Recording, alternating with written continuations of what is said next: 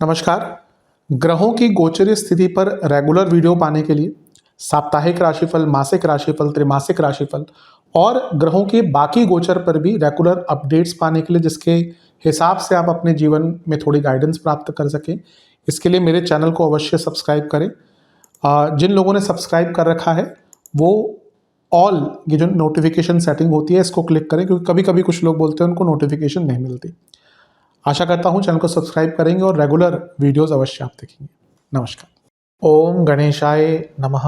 ओम नमः शिवाय। मैं निखिल ज्योतिष आचार्य आप सभी का मेरे चैनल पर पुनः स्वागत करता हूँ। आशा करता हूँ कि आप सभी स्वस्थ होंगे। महादेव की कृपा आप सभी पर सदैव बनी रहे। ये वीडियो सिंह यानी कि लियो के लिए बहुत विशेष है, क्योंकि यह वीडियो है 30 मार्च से 5 अप्रैल 2026 के साप्ताहिक राशिफल के बारे में। कैसा रहेगा आने वाला सप्ताह सिंह के लिए। जो मेरा साप्ताहिक राशिफल होता है वो प्रमुखतः चंद्रमा और उनकी गति पे आधारित होता है। चंद्रमा एक बहुत विशेष ग्रह है, चंद्रमा की विशेषताएं बहुत हैं, लेकिन जब हम साप्ताहिक राशिफल की बात कर रहे हैं तो पहला तो उनकी तेज़ गति, फिर उनका मन का कारक होना और फिर उनकी एक क्वालिटी कि वह जिस भी भाव राशि ग्रह आदि के साथ संबंध संपर्क साधते हैं अपने गोचर में, उनको बहुत ही एक्टिवेट कर देते हैं। इन सभी कारणों से चंद्रमा का जो गोचर होता है वो बहुत विशेष होता है। चंद्रमा के गोचर के कारण हमारे मन मस्तिष्क, विचार, स्वभाव, सोचने के तौर तरीके, दृष्टिकोण, हर चीज़ पर बहुत डायरेक्ट इम्पैक्ट पड़ता है। और इन सबको समझने के लिए कहीं ना कहीं साप्ताहिक राशिफल बहुत विशेष होता है। इस अंधकारमय जीवन में ज्योतिष एक मात्र विद्या है जो हमें थोड़ा सहारा देती है, गाइड करती है। भले ही ये राशिफल बहुत सामान्य आधार पर दिए जाएं, लेकिन एक जनरल गाइडेंस के लिए बहुत उपयोगी होते हैं। यदि आपकी लग्न राशि या चंद्र राशि सिंह है, लियो है, दोनों ही देख सकते हैं राशिफल को। जहाँ से सूट और रिलेट ज़्यादा करता है वहाँ से देखिए। व्यक्तिगत तौर पे मेरा मानना है लग्न से देखेंगे तो अच्छा, इनकेस नहीं पता है तो चंद्र राशि से भी इसको देख सकते हैं। शुरू करते हैं। चंद्रमा आपके लग्न भाव में ही होंगे 30 मार्च को। ऑलरेडी 29 की रात को आ चुके होंगे और 31 मार्च रात के 10 बजे तक यहीं पर रहेंगे। चंद्रमा का लग्न भाव में आना वैसे तो देखिए अच्छा ही होता है, लेकिन यहाँ पर केतु के साथ है तो ग्रहण दोष और बहुत सारे ग्रहों का इम्पैक्ट है। पहले हम अच्छी चीज़ों की बात कर लेते हैं। आपके योग कारक ग्रह मंगल लग्न और चंद्रमा को देख रहे हैं और चंद्रमा 12वें घर के स्वामी हैं। कोई बहुत बड़ी दुविधा में फंसे हुए थे, किसी प्रॉब्लम में फंसे हुए थे जिसका निवारण ही नहीं मिल रहा था, उस प्रॉब्लम का निवारण यहाँ पर अचानक से प्राप्त हो सकता है, क्योंकि चंद्रमा 12वें घर के स्वामी है, मंगल 4थे घर के स्वामी है। मंगल प्रॉपर्टी के कारक है, चौथा भाव प्रॉपर्टी का है।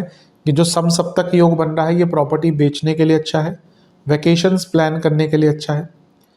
बुध का प्रभाव है और बुध आपके धनेश भी हैं, लाभेश भी हैं, और वो 12वें घर के स्वामी को देख रहे हैं तो अपने ऊपर खर्च कर पाएंगे। विदेश से पैसा, गुप्त धन, MNC आदि में काम करते हैं तो लाभ मिलेगा। चंद्रमा जब भी राहु केतु के बीच में आते हैं तो थोड़ा मेंटली परेशान होते हैं, लेकिन राहु और केतु से युक्त चंद्रमा ही आउट ऑफ द बॉक्स सोचने पर मजबूर करते हैं। जितने भी लोग आप देखेंगे ना जिन्होंने कुछ अलग इन्वेंट किया है, जिन्होंने कुछ आउट ऑफ द बॉक्स किया है, उनकी कुंडली में राहु का, केतु का बहुत स्ट्रॉन्ग इम्पैक्ट होता है। या तो लग्न पर होगा, लग्नेश पर होगा, चंद्रमा पर होगा। तो जब चंद्रमा राहु केतु के बीच में फंसते हैं तो व्यक्ति को कुछ अलग आइडियाज़ भी आते हैं, व्यक्ति की सोच भी थोड़ी बदलती है। 12वें घर के स्वामी है तो सोच बदलकर अपनी प्रॉब्लम से निकल पाएंगे। अब इसका नेगेटिव इम्पैक्ट क्या होगा। चंद्रमा केमद्रुम योग में है, ग्रहण दोष है, राहु केतु का प्रभाव है, और बुध मार्केश है आपके, क्योंकि दूसरे घर के स्वामी हैं, और चंद्रमा खुद 12वें घर के स्वामी। तो यहाँ पे 12वें मारक भाव, मंगल, केतु, इन सब का प्रभाव लग्न पर हो रहा है। यानी कि कोई रोग ऑलरेडी चल रहा था वो दिक्कत देगा, और यहाँ पे बहुत हाई चांसेस हैं इंजरीज के, एक्सीडेंट्स के, क्योंकि 12वें घर के स्वामी मंगल, केतु और चंद्रमा का एक्टिवेशन, ये सारी ही चीज़ें इंडिकेट कर रही है कि हफ्ते के शुरुआती भाग में इंजरी आदि के योग बन रहे हैं, तो थोड़ा केयरफुल रहिएगा। खर्चे बहुत बढ़ सकते हैं, और ऑलरेडी आपको कोई रोग है, कोई हेल्थ इशू है, या आपको इंजरी ही है कोई ऑलरेडी, उससे आप जूझ रहे हैं, तो भी यहाँ पे केयरफुल रहिए। कभी कभी होता है कोई इंजरी होती है, फिर लेट्स से किसी को कोई पाँव की इंजरी है लेकिन वो नहीं मान रहा, और इस टाइम पे क्या हो सकता है, दोबारा गिर जाए, दोबारा चोट लग जाए, तो वो इंजरी जो मे बी अभी हील हो सकती थी वो और ख़राब हो सकती है। इसलिए थोड़ा केयरफुल रहिए, क्योंकि चंद्रमा मन के कारक है, पीड़ित है। केमद्रुम योग 12वें घर के स्वामी केतु, तो पुरानी बातों का बहुत मन में विचार चलेगा, और थोड़ा सा आप असहज महसूस करेंगे, किसी से कनेक्ट नहीं कर पाएंगे। तो इसको आत्ममंथन के लिए तो उपयोग कर सकते हैं, लेकिन एकदम विरक्त नहीं हो जाना, क्योंकि ठीक है कभी कभी हम सबको भावना आती है, लेकिन ना देखिए जब आपके ऊपर रिस्पॉन्सिबिलिटीज़ है, तो वैराग्य विरक्त की भावना कभी कभी बहुत परेशान करती है। तो इन सब चीज़ों पर ध्यान दीजिएगा। नवांश कुंडली बता रही है कि अपनी गलतियों को सुधारने का मौका है। दशांश कुंडली, कार्य क्षेत्र में आप थोड़ा अपनी स्किल्स को इम्प्रूव कीजिए। बिजनेस की जहाँ तक बात है, मेरे हिसाब से थोड़ा अपनी मार्केटिंग स्किल्स पर काम कीजिए। लव लाइफ में तो मैं एक ही चीज़ कहूँगा कि आप पुरानी बातों को मत लाइएगा, क्योंकि उसकी संभावना बहुत ज़्यादा है कि आप कुछ ऐसा टॉपिक छेड़ेंगे जो बार बार जब भी आता है लड़ाई लेके आता है। वैवाहिक जीवन, एक दूसरे को समझने का प्रयास करना है। स्टूडेंट्स, आप बहुत अच्छा कर सकते हैं, यकीन मानिए, लेकिन आपको अपने ऊपर विश्वास बढ़ाना पड़ेगा। सेहत की अगर बात है तो इन्फेक्शंस, पैरों की प्रॉब्लम, आंखों की प्रॉब्लम। सर्वाष्टक में आपका पंचम भाव बली है, ये अपने आप में अंकित कर रहा है कि ओवर थिंकिंग अगर एक बार स्टार्ट हुई, उससे निकलना बहुत मुश्किल हो जाएगा। तो कुछ भी ऐसा जो अनावश्यक है उसकी तरफ मत जाइएगा। कहना आसान है, मैं समझता हूँ, करना मुश्किल है, लेकिन कोशिश कीजिएगा। और राशिफल का फ़ायदा क्या होता है भाई, कॉन्शियसली आपके मन में रहे चीज़ कि मेरे को उस डगर पे नहीं जाना। 31 मार्च रात के 10 बजे कन्या में आ जाएंगे चंद्रमा, और 3 अप्रैल सुबह के 7 बजे तक यहीं पर रहेंगे। चंद्रमा का धन भाव में आना एक प्रकार से काफ़ी अच्छा माना जाता है। आपके 12वें घर के स्वामी हैं और धन स्थान में है। फिर से जो एमएनसी या विदेश संबंधित काम है, जिनका कोई इंश्योरेंस संबंधित काम है या कमीशन बेस्ड काम है, 2 नंबर के काम है, गुप्त धन है, अनऑर्थोडॉक्स काम है, उनको बहुत लाभ मिलेगा। पूरे हफ्ते चंद्रमा पर मंगल का प्रभाव रहेगा, और मंगल आपके योग कारक है, तो बदलाव लाने के लिए पूरा ही महीना अच्छा है। लेकिन जब मंगल एक एक्सटेंडेड पीरियड तक चंद्रमा को देखते हैं तो गुस्सा भी बढ़ता है, और क्योंकि सिंह अपने आप में अग्नि तत्व का लग्न है और मंगल ऑलरेडी लग्न को भी देख रहे हैं, तो इसी कारणवश मेरे हिसाब से अपने एग्रेशन पर बहुत नियंत्रण पाइएगा, क्योंकि एग्रेशन इस पूरे महीने ज़्यादा रहेगा। और क्योंकि मंगल का प्रभाव वाणी के स्थान पर है, जहाँ पे चंद्रमा ने अभी अभी आके उसको एक्टिवेट किया, तो वाणी में कटुता, वाणी में व्यंग्यात्मकता बहुत कूट कूट के भर जाएगी, और इससे आपको अपने आप को बचाना है। शनि का प्रभाव है चंद्रमा पर, तो विष दोष है, और शनि आपके लिए वैसे भी अच्छे ग्रह नहीं है। अपने दुश्मनों से बच के रहिएगा, कुछ दुश्मन आपको तंग करने का प्रयत्न करेंगे। सूर्य का प्रभाव भी है चंद्रमा पर, यूँ तो सूर्य लग्नेश हैं और चंद्रमा पर उनका प्रभाव पूर्णिमा योग बनाता है, तो पैसा या धन जो रुका हुआ था, या धन से संबंधित काम जो रुका हुआ था, वो आ सकता है। लेकिन वाणी के स्थान पे पूर्णिमा योग और केमद्रुम योग पूरे हफ्ते बना हुआ है, यानी कि चंद्रमा की चंचलता है, चपलता है, और पूर्णिमा योग ने उसको और चंचल कर दिया, यानी कि वाणी में चंचलता भी रहेगी। तो व्यंग्यात्मकता की हमने बात करी, उग्रता की हमने बात करी, अब चंचलता भी आ गई। ये सारी चीज़ें बताती है कि वाणी पर नियंत्रण अनिवार्य है। नवांश कुंडली बता रही है कि अपना फोकस बनाकर रखिए, तभी सक्सेस प्राप्त करेंगे। दशांश कुंडली, कार्य क्षेत्र में मेरे हिसाब से थोड़ा फोकस लाइए। जहाँ तक बिजनेस की बात है, आप बहुत अच्छा कर सकते हैं, बहुत अच्छा, लेकिन सोच नहीं बड़ी, अपनी सोच बड़ी कीजिए, क्योंकि इंसान की अगर सोच बड़ी होती है ना, तो वो बहुत कुछ कर सकता है। अगर सोच ही छोटी है तो कुछ नहीं कर पाएगा। जहाँ तक लव लाइफ की बात है, अपने आसपास जो आपके मित्रगण हैं उनका इन्वॉल्वमेंट रिलेशनशिप में इस टाइम पे कम रखिएगा। कभी कभी कन्फ्यूजन हो सकती है। वैवाहिक जीवन, आपके अंदर अपना एक भय है, अपना डर है, अपनी इनसिक्योरिटीज़ है, जिसके कारण आप अपने रिलेशनशिप को ख़राब कर रहे हैं। ये होता है अक्सर, हमारे अंदर की इनसिक्योरिटीज़ के कारण हम अपने आप को जाहिर नहीं कर पाते, या हम लोगों से लड़ते हैं, झगड़ते हैं। अधिकतम वो हमारी ही इनसिक्योरिटीज़ होती हैं जिसके कारण हम ऐसा व्यवहार करते हैं। तो ये आपके वैवाहिक जीवन में बहुत प्रत्यक्ष रूप से दिख रहा है। स्टूडेंट्स, मेरे हिसाब से आप अपनी प्रॉब्लम से निकलने का कुछ आइडिया ढूंढिए, या फिर कहिए कि आप अपनी पढ़ने की शैली को थोड़ा क्रिएटिव बनाइए। अभी लगता है कि हर व्यक्ति का पढ़ने का अपना तरीका होता है। कोई रात को पढ़ता है, कोई कॉफ़ी पी के पढ़ता है, कोई कुछ खाते हुए पढ़ता है। जब मैं बहुत छोटा था, एक मेरा मित्र था हरियाणा से, तो वो व्यक्ति इतने सारे गोंद के लड्डू खा जाता था पढ़ते हुए। लोग कहता मेरा दिमाग तभी चलता है।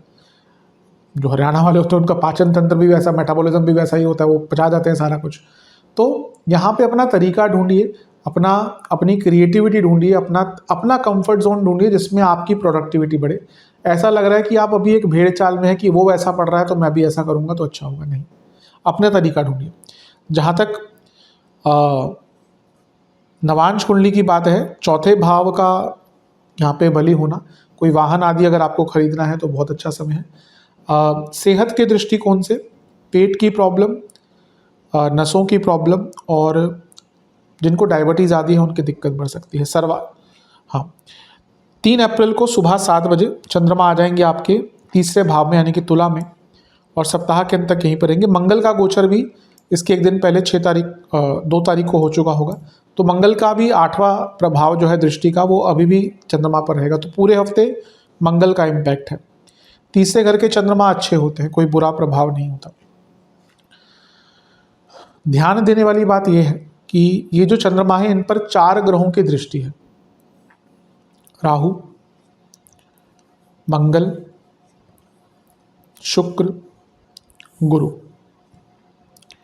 अच्छा और बुरा दोनों हो सकता है। चंद्रमा पर वैसे मैं हमेशा कहता हूँ इतने ग्रहों का प्रभाव अनस्टेबिलिटी लाता है। अच्छा बुरा अलग चीज़ है। कभी भी ज्योतिष में एक दृष्टिकोण से नहीं देखना चाहिए। ऊह पोह पटु, ये ज्योतिष में सूत्र बताया है पराशर जी ने कि ज्योतिष बनने की खूबियाँ क्या होती हैं। तो उसमें मतलब कि आपको कई दृष्टिकोण से देखना पड़ता है, तब आप एक एनालिसिस दे सकते हैं। तो अच्छी चीज़ ये है कि इतने सारे ग्रहों का प्रभाव चंद्रमा पर जो तीसरे घर में है, बदलाव का मौका मिलेगा, रिस्क टेकिंग कैपेबिलिटी होगी, कुछ बड़े निर्णय ले पाएंगे, उत्साह रहेगा। राहु गुरु का प्रभाव एक्सपेंशन, मंगल का प्रभाव ऑन 3rd हाउस यानी कि physical capability, physical attributes, physically आप अपने प्लानिंग को इम्प्लीमेंट कर पाएंगे। और शुक्र का प्रभाव यानी कि आपके दशमेश यानी कि कार्यकुशलता। लेकिन जब इतने सारे ग्रहों का प्रभाव तीसरे घर पर होगा तो व्यक्ति के अंदर बहुत अति उत्साह आ जाता है, जल्दबाजी आ जाती है, अचानक से प्लानिंग एंड इम्प्लीमेंटेशन का मन करता है, और व्यक्ति बहुत डोमिनेटिंग भी हो जाता है और बहुत ओवर कमिटमेंट भी करता है। तो इन सब चीज़ों से बचना है। भाई बहनों से संबंध बनाकर रखिएगा, कलीग से संबंध बनाकर रखिएगा, कम बोलें, एक्शन ओरिएंटेड रहें रेदर देन कि मुंहफट बनने के। इन सब चीज़ों पर काम करेंगे तो आपके लिए बहुत अच्छा रहेगा। नवांश कुंडली बता रही है केवल एकाग्रता से काम करेंगे, यकीन मानिए बहुत प्रोडक्टिव टाइम होगा, वरना इसके उल्टा भी हो सकता है। दशांश कुंडली कार्य क्षेत्र में देखिए, मैं कहूँगा ना कि कुछ लोग आपसे भिड़ेंगे, यहाँ पर जानबूझकर भिड़ेंगे, आप पर ताना कसेंगे, मजाक उड़ाएंगे, व्यंग्यात्मक होंगे। आपको अवॉइड करना है क्योंकि ये टाइम अच्छा है। अगर आप एक बार उसमें लिप्त हो गए ना तो उसी में लिप्त होकर रह जाएंगे। बिजनेस के हिसाब से अपनी प्रायोरिटीज सेट कीजिए। आपकी प्रायोरिटीज एकदम छिन्न भिन्न है, आपको पता ही नहीं फोकस किस पे करना है इस टाइम पर, तो यहाँ पर फोकस अनिवार्य रहेगा। लव लाइफ, ये टाइम बहुत अच्छा नहीं है, थोड़े लड़ाई झगड़े हो सकते हैं। मेरे हिसाब से अगर कुछ होता भी है तो उसको इग्नोर कीजिएगा। अगर आर्ग्यूमेंट होती भी है तो उसको वहीं पर समाप्त करके आगे मत बढ़ने दीजिएगा। वैवाहिक जीवन, हर व्यक्ति का ना अपना सत्य होता है। मुझे लगता है मैं ठीक हूँ, सामने वाले व्यक्ति को लगता है वो ठीक है, तभी तो आर्ग्यूमेंट्स होते हैं। सत्य तो कहीं ना कहीं बीच में होता है। तो अभी भी ऐसा ही लग रहा है, आपको लग रहा है आप सही हैं, आपके पार्टनर को लग रहा है वो सही है। तो इस टाइम में एक मिडल ग्राउंड पे आने की कोशिश कीजिएगा। अगर लड़ाई झगड़े चल रहे हैं, सॉल्व किया जा सकता है। स्टूडेंट्स से मैं एक ही चीज़ कहूँगा कि अभी जो मैंने कहा मैं दोबारा रिपीट नहीं करूँगा, पूरी शैली में आपको बदलाव करना पड़ेगा। अपनी वर्किंग एथिक्स पर काम कीजिए। सेहत की जहाँ तक बात है, नसों की प्रॉब्लम, पेट की प्रॉब्लम, बीपी तंग कर सकता है। सर्वाष्टक में आपका छठा भाव बली है, ये अपने आप में अंकित कर रहा है कि हफ्ते का जो अंतिम भाग है प्रोडक्टिव बहुत हो सकता है। लेकिन फिर से कहूँगा, अपने कलीग से, अपने शत्रुओं से थोड़ा सा बच के रहें, स्पेशली कलीग से अगर आप काम करते हैं तो। उपाय के स्वरूप में एक पात्र में हल्का सा गुड़ और जल मिलाकर सूर्य देवता को अर्पण करें। सूर्य चालीसा का 2 बार पाठ करें। आशा करता हूँ कि आपके वीडियो ये काम आएगा। चैनल पे अगर आप नए हैं तो सब्सक्राइब कर लीजिए, वीडियो को लाइक कर लीजिए। मिलता हूँ मैं आप सभी से अगली वीडियो में, तब तक के लिए ओम नमः शिवाय।